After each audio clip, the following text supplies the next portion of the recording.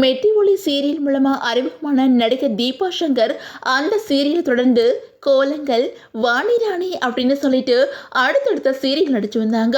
கடைக்குட்டி சிங்கத்தில் நடிச்சு பிரபலமாக்கி serial, cinema அப்படின்னு சொல்லிட்டு ரெண்டுலையுமே கலக்கிட்டு இருக்க இவங்க இப்போ தன்னோட வீடு தான் கோவில் அப்படின்னு சொல்லிட்டு ஒரு பேட்டியில பேசியிருக்காங்க. அந்த வகையில சிவகார்த்திகேயன் நடித்த டாக்டர் படத்துல அட்டகாசமா நடிச்சு ரசிகர்கள் மனசுல இடம் பிடிச்ச தீபா சங்கர் எல்லாரும் கொண்டாடுற நடிகையா மாறி இருக்காங்க.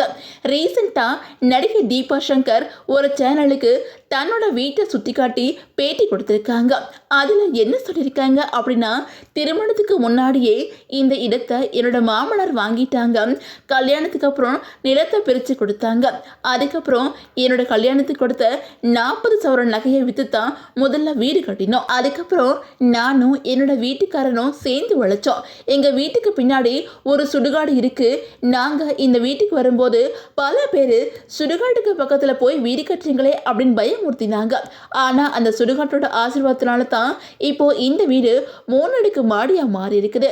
இதனால நான் எப்பவுமே இதை சுடுகாடா பார்க்க மாட்டேன், இதை ஒரு கோயிலா தான் பார்க்குறேன் அப்படின்னு சொல்லிட்டு அந்த பேட்டியில தீபா சொல்லியிருக்கிறாங்க. இந்த நிலையில மகளிர் தின நிகழ்ச்சியில் பேசின இவங்க என்ன சொல்லியிருந்தாங்க அப்படின்னா, இன்றைய காலகட்டத்தில் பல பெண்கள் விட்டு கொடுக்காதனால தான் விவாகரத்து நடக்குது. அதுக்காக எல்லாத்தையும் விட்டு கொடுத்துட்டு குடும்பத்தில் நடக்கிற கொடுமையை பொறுத்துக்கிட்டு இருக்கக்கூடாது.